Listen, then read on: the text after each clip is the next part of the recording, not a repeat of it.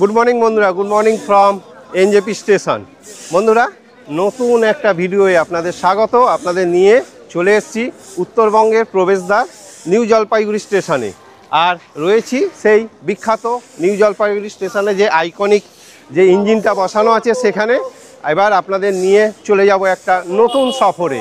বন্ধুরা, 2 রাত 3 দিনের একটা কমপ্লিট দার্জিলিং ট্যুরের প্ল্যান আপনাদের এই ট্যুরে দিয়ে দেবো, সুতরাং সঙ্গে থাকবেন আর পুরো ভিডিওটা দেখবেন।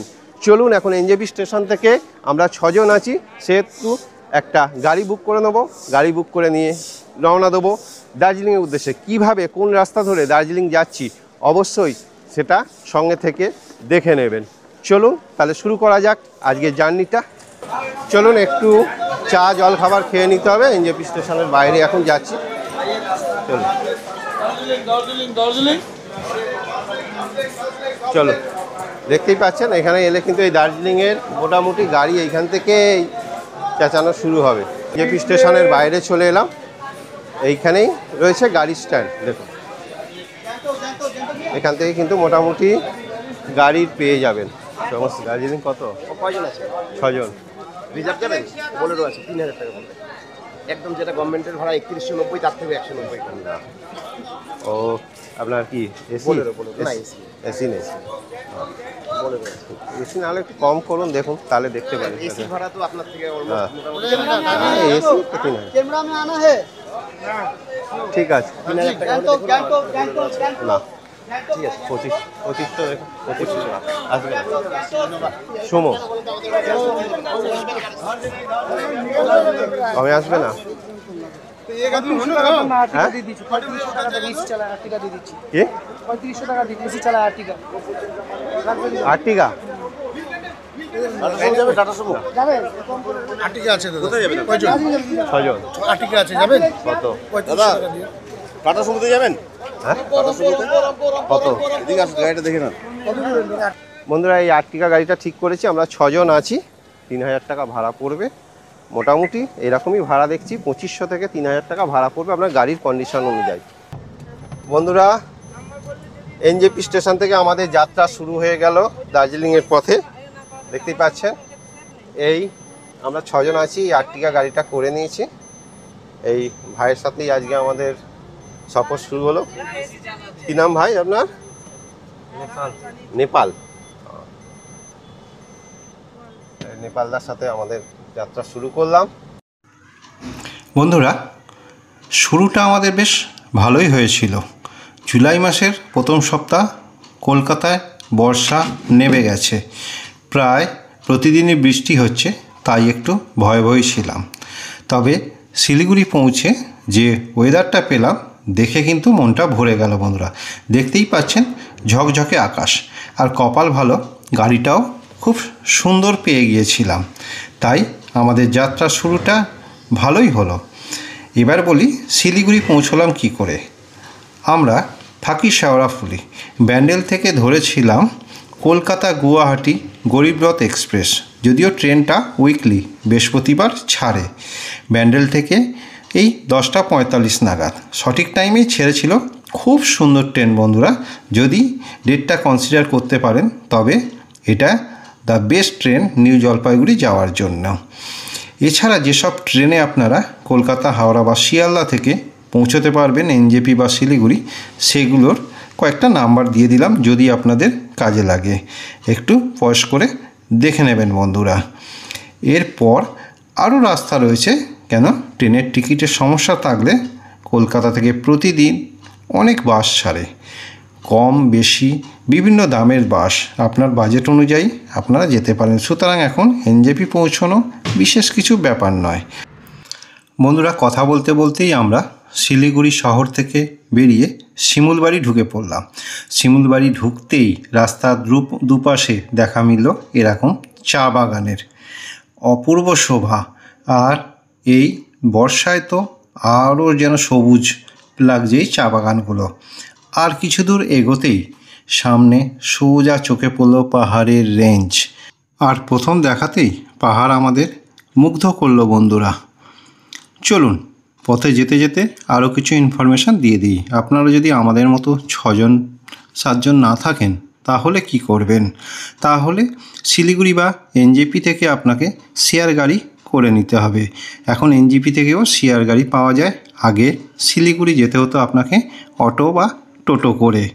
এছাড়া শিলিগুড়ি বাসস্ট্যান্ড থেকে আপনারা প্রতিদিন দার্জিলিং যাওয়ার জন্য আধ ঘন্টা ছাড়া ছাড়া বাস ছাড়ে, আপনারা বাসও ধরে নিতে পারেন।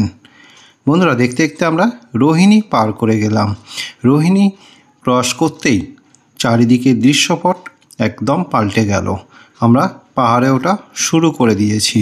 কিছুক্ষণের মধ্যে আমরা কার্শিয়াংয়ে ঢুকে যাব। চারিদিকের আবহাওয়া কিন্তু ধীরে ধীরে পরিবর্তন হতে লাগলো, আর পরিবর্তন হলো চারিদিকের দৃশ্যপটও। আমরা খুব একটা সুন্দর মৃদু ঠান্ডা অনুভব করতে লাগলাম। শিলিগুড়িতে বেশ ভালোই গরম লাগছিল। জুলাই মাসের ফার্স্ট উইক 2025 আমরা যাত্রা শুরু করেছিলাম শিলিগুড়ি থেকে। চলুন বন্ধুরা, কিছুক্ষণের মধ্যেই আমরা পৌঁছে যাব কার্শিয়াং ভিউ পয়েন্টে। এটাই আমাদের প্রথম হল্ট হবে আজকের।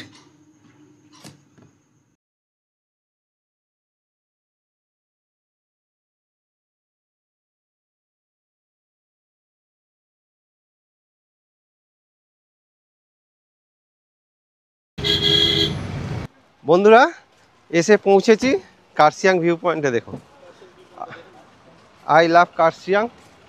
এই দেখুন, এই জায়গাটা পৌঁছে গেছি। দেখুন, দারুণ ওয়েদার, খুব সুন্দর ওয়েদার। কিন্তু শিলিগুড়িতে যথেষ্ট গরম ছিল, কিন্তু এখানকার ওয়েদার খুব সুন্দর, খুব মিষ্টি ওয়েদার। দেখুন, রয়েছি কার্শিয়াং ভিউ পয়েন্টে। এদিকে দেখুন ঝকঝকে আকাশ, আর এদিকে দেখুন মেঘের খেলা। দেখুন ঘিরে ধরছে, এদিকে মেঘের খেলা।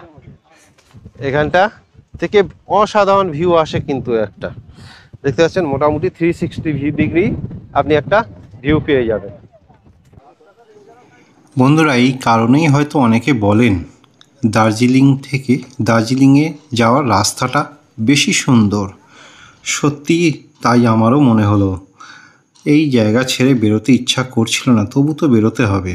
আমরা বেরিয়ে পড়লাম এই ভিউ পয়েন্ট ছেড়ে। ধীরে ধীরে কার্শিয়াং শহরে পৌঁছে গেলাম। আমরা এখন ক্রস করছি কার্শিয়াং রেলওয়ে স্টেশন।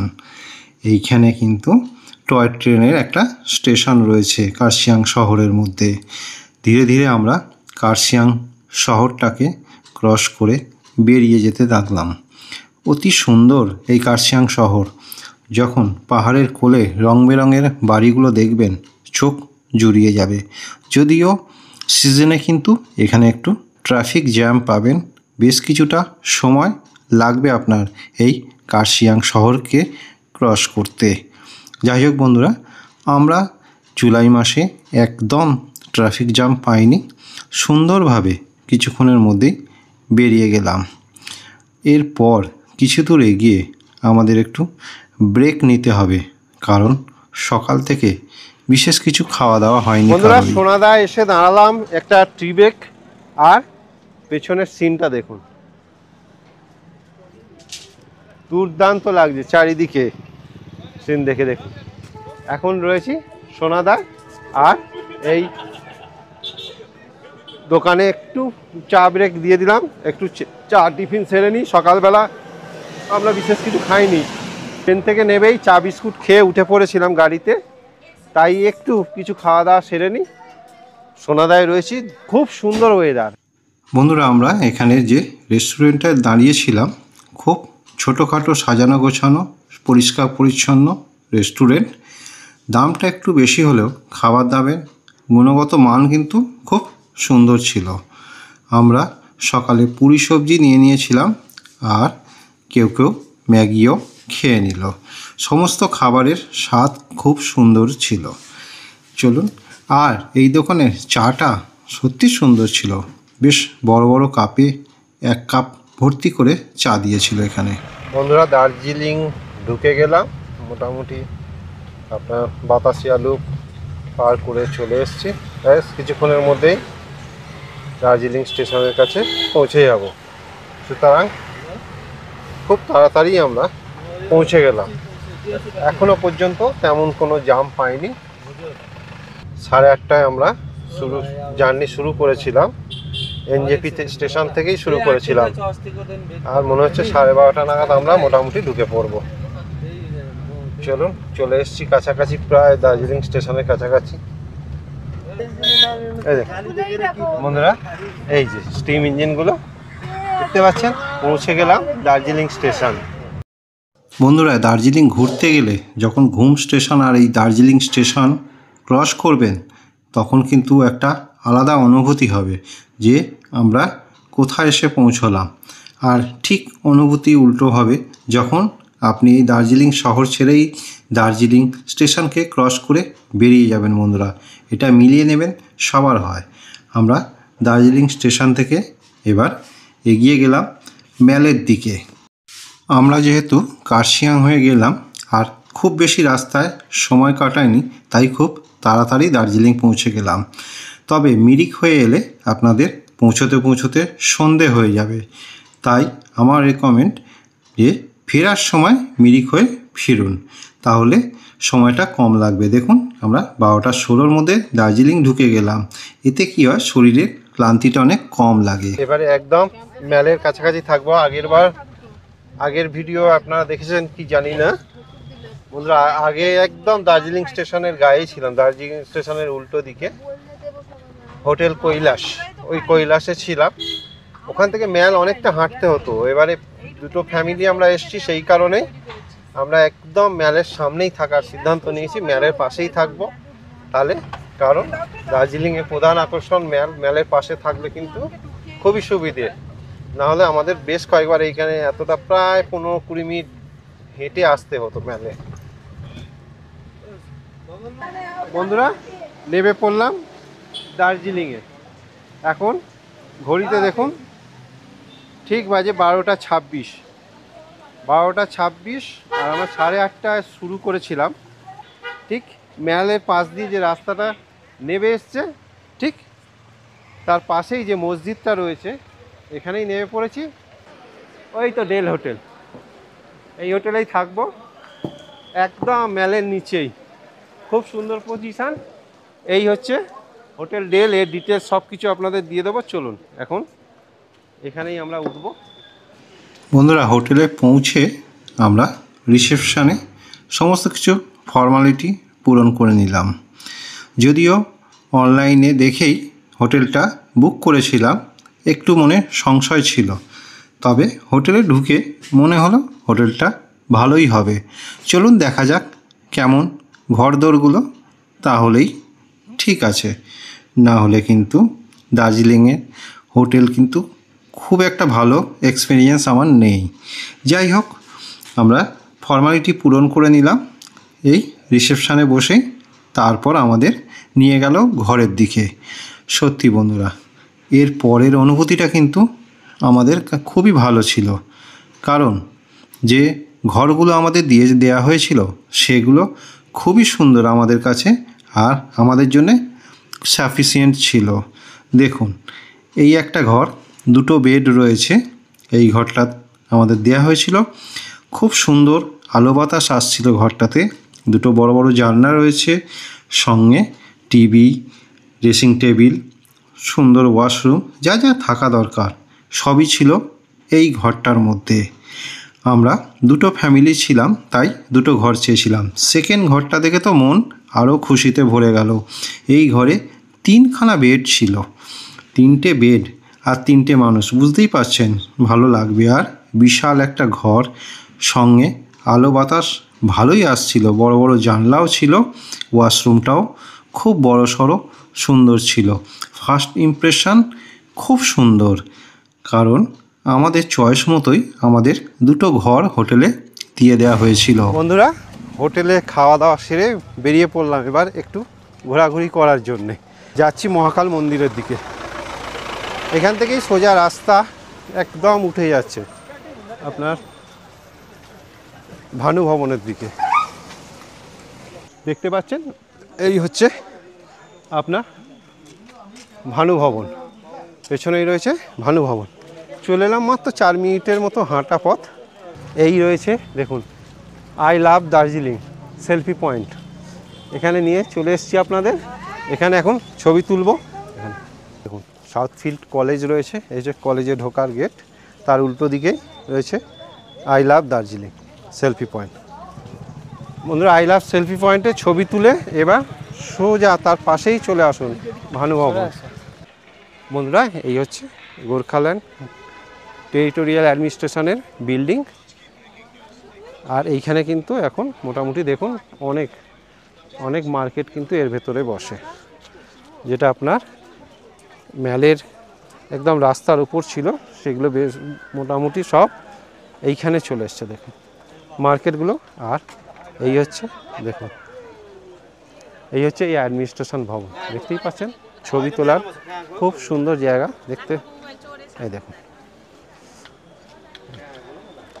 এই হচ্ছে গোর্খাল্যান্ড অ্যাডমিনিস্ট্রেশন যে ভবন সেইটা, বা ভানু ভবন যেটা বলি আমরা। দেখুন এর ভেতরে কিন্তু দেখুন এই লাইন দিয়ে এখন এই দোকানগুলো চলে এসছে, দেখতে পাচ্ছেন পুরো।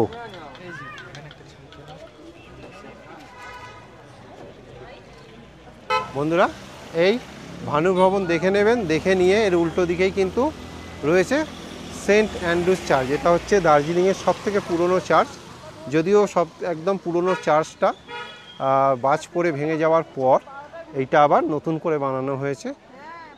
একদম পুরনো চার্চটা নেই, এটা কিন্তু যিনি এই দার্জিলিং শহর প্রতিষ্ঠা করেছিলেন তার আর আমাদের এখানে দার্জিলিংয়ে চা চাষ চালু করেছিলেন তার দ্বারাই প্রতিষ্ঠিত সেন্ট অ্যান্ড্রুজ। সেন্ট অ্যান্ড্রু এই চার্চটা বানিয়েছিলেন, তারপর রিনোভেশন করা হয়েছে কয়েকবার, ভেঙে যাওয়ার পর রিনোভেশন করা হয়েছে, কিন্তু সবথেকে দার্জিলিংয়ের পুরনো চার্চ এটা। চলুন এটা দেখে এবার আমরা এগিয়ে যাব মহাকাল মন্দিরের দিকে। এই রাস্তা ধরে এগিয়ে যাব মহাকাল মন্দিরের দিকে। চলুন বন্ধুরা বৃষ্টি এসে গেছে দেখতেই পাচ্ছেন, আর পৌঁছেছি এসে মহাকাল মন্দিরে। মহাকাল মন্দিরে ওঠার রাস্তাটা কিন্তু অপূর্ব সুন্দর, দেখতে পাচ্ছেন অপূর্ব সুন্দর রাস্তা। আর এখন পুরো দেখুন রাস্তাটা মেঘে ঢেকে গেছে। আর এই হচ্ছে মহাকাল মন্দিরের মূল প্রবেশদ্বারটা। চলুন ঢুকেই দেখুন গেটের দুদিকে এরকম দুটো সিংহ মূর্তি রয়েছে, বেশিরভাগ মন্দিরেই যেমন থাকে প্রবেশদ্বারে।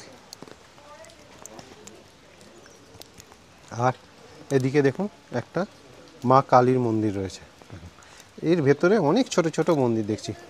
মা কালীর মন্দির রয়েছে, এখানে রয়েছে দেখুন মেঘের মধ্যে দিয়ে এখন কিন্তু মন্দির পুরো মেঘে ঢেকে দিয়েছে। আর এদিকে দেখুন এখানে কিন্তু মা দুর্গার মন্দির রয়েছে, দেখুন মা দুর্গার মূর্তি আছে এর এখানে। আর এদিকে রয়েছে মহাকাল মন্দির। বন্ধুরা দার্জিলিংয়ের মহাকাল মন্দিরের বিশেষ কিছু বৈশিষ্ট্য রয়েছে, যা এই মন্দিরকে ভারতবর্ষের অন্যান্য মন্দির থেকে বিশেষ আলাদা করে রেখেছে। বন্ধুরা ভারতবর্ষের একমাত্র এই মন্দিরে বৌদ্ধ ও হিন্দু ধর্মের সমন্বয় ঘটেছে। এখানে এক পাশে যেমন বৌদ্ধ সন্ন্যাসী থাকে, অপরদিকে হিন্দু পুরোহিত বসে পূজা অর্চনা করেন। মূল মহাকাল মন্দিরের এই তিনটি যে শিবলিঙ্গ দেখা যাচ্ছে এর কিন্তু অনেক ইতিহাস লুকিয়ে রয়েছে। বন্ধুরা এখানে উপজাতি আক্রমণের ফলে পূর্বে থাকা একটা মনাস্ট্রি একদম ধ্বংসপ্রাপ্ত হয়ে যাওয়ার পরেও এই শিবলিঙ্গগুলো কিন্তু আস্ত এখানে রয়ে গেছে। সেই থেকেই শিবলিঙ্গগুলো এই মন্দিরে পূজা হয়। এই মন্দিরে দেখবেন এই রকম বুদ্ধিস্ট ফেয়ার হুইল, যাতে বুদ্ধিস্ট নানা রকম মন্ত্র লেখা রয়েছে, তা রয়েছে। ঠিক এর অপর দিকে লাইন দিয়ে শিবলিঙ্গ বসানো রয়েছে। আর সারা মন্দিরে এই তিব্বতীয় ভাষার মন্ত্র লেখা তিব্বতীয় ফ্ল্যাগ পুরো ভরে রয়েছে। এই রকম ভারতবর্ষে আর একটা মন্দির আছে কি না আমার ঠিক জানা নেই বন্ধুরা। এছাড়া এই মন্দিরের বহু ইতিহাস রয়েছে। 19 শতকে এই মহাকাল মন্দির প্রতিষ্ঠিত হয়। এর আগে শোনা যায় এখানে একটা মনেস্ট্রি ছিল। যাই হোক, বহু কাল ধরে এই মহাকাল মন্দিরে মহাকাল পূজিত হচ্ছে। বন্ধুরা, আমাদের মহাকাল দর্শন হয়ে গেল। দার্জিলিং এসে এই মন্দির অবশ্যই দর্শন করবেন, আর মহাকাল দর্শন করেই সবাই দার্জিলিং ঘোরা শুরু করে। মোটামুটি এটা একটা সবারই ইচ্ছা থাকে। চলুন আমরাও মহাকাল মন্দির ঘুরে নিলাম। মহাকাল মন্দির ঘুরে চলুন এবার আমরা বেরিয়ে পড়ব মহাকাল মন্দির থেকে। বন্ধুরা দেখুন, মহাকাল মন্দির যেতে গেলে একদম এই যে ম্যালের ডান দিকটায় এখান দিয়ে যাবেন। এই যে আপনারা যদি ওদিক থেকে আসেন, এই ডান দিকটা দিয়ে একটু গেলেই, জাস্ট 1 মিনিট গেলেই কিন্তু মহাকাল মন্দিরে ওঠার রাস্তা পেয়ে যাবেন। আমরা ওদিক দিয়ে গিয়েছিলাম, বাঁ দিকটা দিয়ে ভানু ভবনের পাশ দিয়ে ঘুরে ঘুরে গেছি। অনেকটা রাস্তা আমাদের ঘুরতে হয়েছে সেই কারণে। চলুন আপনাদের নিয়ে চলে এসেছি দার্জিলিং ম্যালে। বন্ধুরা, এই হচ্ছে সেই দার্জিলিংয়ের বিখ্যাত ম্যাল। এই হচ্ছে দেখুন বসার জায়গা, স্টেজ, আর এখানে ভানুভক্ত আচার্যজির মূর্তি। এই দেখুন, যিনি নেপালি ভাষায় রামায়ণকে অনুবাদ করেছিলেন। দেখুন, ভানুভক্ত আচার্যর এই হচ্ছে মূর্তি। এটা ম্যালের একটা অন্যতম নিদর্শন বলা চলে। বন্ধুরা, আপনাদের নিয়ে চলে এসেছি দার্জিলিং ম্যালে। দার্জিলিংয়ে যে প্রধান আকর্ষণ, সেই দার্জিলিং ম্যালে আপনাদের নিয়ে রয়েছি। বেরিয়েছিলাম আমরা একটু ঘুরে, ওখানে ভানু ভবন ঘুরে মহাকাল মন্দির হয়ে এই মহাকাল মন্দিরের রাস্তা দিয়ে এসে আপনাদের নিয়ে পৌঁছলাম দার্জিলিং ম্যালে। কিছুক্ষণের মধ্যে অন্ধকার হবে, আর এই ম্যাল কিভাবে সেজে উঠবে আপনাদের দেখাবো। দেখুন, ম্যালের অন্যতম আকর্ষণ এলে এখানে কিন্তু এই ঘোড়ায় চড়েও ম্যালটাকে ঘুরতে পারবেন।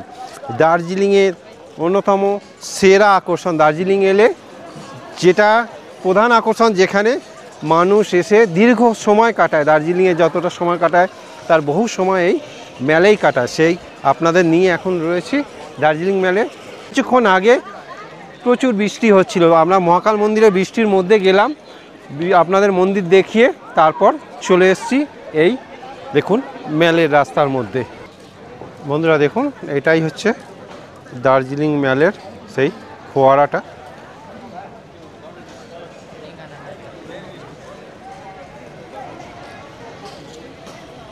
আর এই সাইড দিয়ে দেখুন আস্তাবলে যাওয়ার রাস্তা রয়েছে। এই দিকে গেলে আস্তাবলে যাওয়ার রাস্তা। এই রাস্তাতেই কিন্তু সন্ধেবেলা দেখুন গরম গরম ভুট্টা ভাজা পর পর লাইন দিয়ে বসে, এখানেই বসে।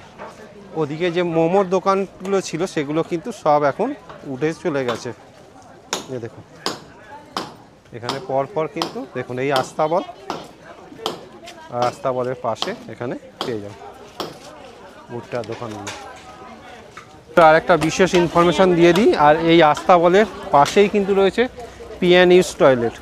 মোটামুটি আপনারা যদি মলে ঘুরতে এসে আপনাদের সমস্যা হয় তাহলে খোঁজাখুঁজি দরকার নেই, একদম আস্তাবলের দিকে ঢুকেই দেখবেন ফার্স্টেই নিচের দিকে তাকিয়ে দেখবেন নেমে গেছে এইখানে কিন্তু পিএনইউজ টয়লেট রয়েছে। 5 টাকার বিনিময়ে আপনি এখানে টয়লেট সারতে পারবেন। বন্ধুরা দেখুন, সন্ধে হওয়ার সাথে সাথেই কিন্তু গ্লিনারিজের সামনে দেখতেই পাচ্ছেন ভিড়টা, হোপের সামনে লাইন লেগে গেছে। বন্ধুরা, এই গ্লিনারিজ হোপের সামনে ছবি তোলা হলো। এইবার চলুন একটু গ্লিনারিজের ভেতরটা আপনাদের ঘুরে দেখিয়ে দিই। দার্জিলিং এলে কিন্তু গ্লিনারিজ থেকে কেক পেস্ট্রি অবশ্যই আপনাদের খেতে হবে। চলুন, এই হচ্ছে গ্লিনারিজের ভেতরটা। ঢুকে এখান থেকে একটা ট্রে নিয়ে নিন, এখান থেকে ট্রে নিয়ে মোটামুটি আপনার যা খাবার কালেক্ট করে সমস্ত কিছু কিন্তু প্রাইস লেখা রয়েছে।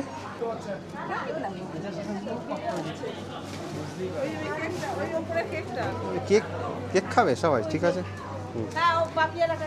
আচ্ছা চলুন এখানে বিল করে নেব।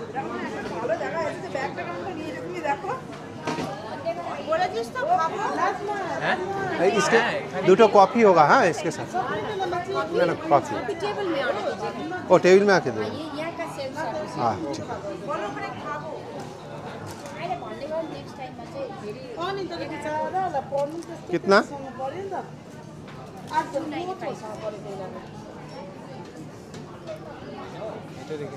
295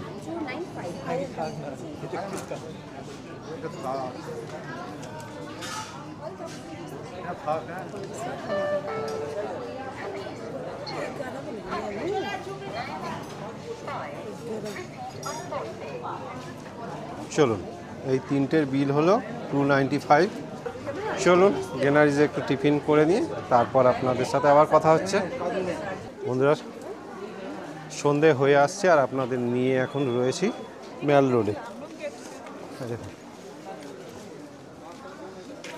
বন্ধুরা সন্ধে হয়ে এলো আর দেখুন ম্যাল পুরো দেখুন মেঘে ঢাকা একদম ম্যালের অবস্থাটা দেখুন এই দেখুন দেখতে পাচ্ছেন পুরো সামনেটা কিচ্ছু দেখা যাচ্ছে না দেখুন এই এখন মলের অবস্থা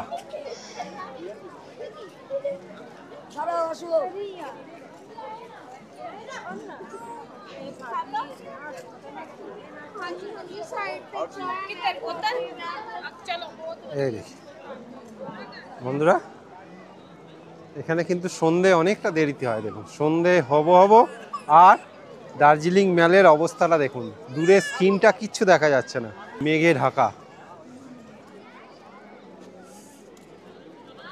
এই হচ্ছে আপনার ঠিক সন্ধ্যের আগের মুহূর্ত এটা দার্জিলিং ম্যালে চলুন সন্ধে হয়ে গেলে আবার আলো সমস্ত জ্বলে উঠলে কিন্তু অন্যরকম পেয়ে লাগবে এই দার্জিলিং ম্যালটা বন্ধুরা কিছুক্ষণ মেলে ঘোরাঘুরি করার পর যে কথাটা মনে আসে একটু ফাস্ট ফুড খাওয়ার কথা সেটা এখন অসুবিধা হয়ে গেছে মেলের পাশের দোকানগুলো সব ভানু ভবনে চলে যাওয়ার সেই কারণেই আমরা বাঁ পাশের রাস্তাটা ধরে আবার ভানু ভবনের দিকে যাত্রা শুরু করলাম কারণ এবার মোমো খেতে হবে চিকেন মোমো এই 8 পিস 70 টাকা আর ভেজ মোমো রয়েছে আপনার 50 টাকা এখন একটা করে একটু করে মোমো খেয়ে নেবো হচ্ছে ভেজ মোমো 50 টাকা প্লেট 50 रुपीस ना वेज 50 रुपीस और ये है चिकन मोमो 70 रुपीस एक टेस्ट करने के लिए हम लोग एक पीस ले लिए एक प्लेट নিয়ে এখন টেস্ট করে নিচ্ছি মোমো দার্জিলিং এলে কিন্তু এখানকার মোমো খাওয়াটা মাস্ট মোমো আর চা কিন্তু এর স্বাদ যে কোনো দোকানে আপনি অন্য জায়গা থেকে বেশি পাবেন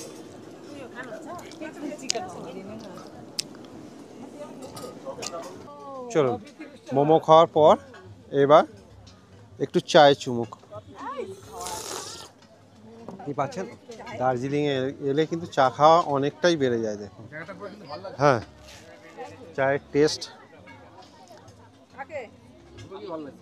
যে কোনো দোকানেই খান না কেন এখানে চায়ের টেস্টটা কিন্তু ভালো পাবেন চা আর মোমো এই দুটো জিনিস কিন্তু মোটামুটি সবার কাছেই ভালো লাগে এখন কিন্তু এই চা টিফিন করতে গেলে আপনাকে আসতে হবে ভানু ভবনে যে দোকানগুলো একদম মল রোডে ছিল ম্যাল রোডের যে দোকানগুলো সব এখানে লাইন দিয়ে উঠে এসছে আগেই জানিয়েছি দেখুন এখানে টিফিন করলাম মানে আমরা মোমো খেলাম একটু এবার চায় চুমুক দার্জিলিং ম্যালের একটা সুন্দর সন্ধ্যা কাটিয়ে আমাদের ঠিক ম্যালের পাশে থাকা হোটেলে আমরা ফেরার পথ ধরলাম আর ভিডিওটা বড় হয়ে যাওয়ার জন্য আজকের মতো এই ভিডিওটা এখানেই শেষ করব ঠিক করলাম বন্ধুরা আজকের মতো দার্জিলিং ঘোরা সম্পূর্ণ হলো চলুন এবার পৌঁছে গেছি হোটেলে এখান থেকে এই আমাদের হোটেলে এখন চলে যাব কাল সকালবেলা আবার বেরোচ্ছি আপনাদের সাথে দেখা হচ্ছে বন্ধুরা তাহলে আজকের মতো গুড নাইট